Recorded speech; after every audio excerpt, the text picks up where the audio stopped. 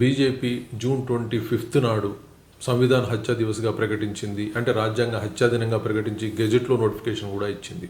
ఎందుకంటే 1975 జూన్ 25వ తారీఖున ఇందిరాగాంధీ ఎమర్జెన్సీ పెట్టి రాజ్యాంగాన్ని అవమానించిందని, అలాగే వచ్చేసి ప్రజలందరినీ ఎంతో ఇబ్బందులకు గురి చేసింది, మానవ హక్కులు కాలరాసింది, లక్షల మందిని జైల్లో పెట్టిందని చెప్తా ఉంది. దాని కౌంటర్గా కాంగ్రెస్ పార్టీ ఏం చెప్తా ఉందంటే నోట్ల రద్దు చేసి ప్రజలందరినీ హింసించిన పార్టీ బీజేపీనే. సో దాన్ని కూడా ఒక రకమైన హత్యా దినంగానే జరుపుకోవాల్సి ఉంటుంది నోట్ల రద్దు జరిగిన రోజుని.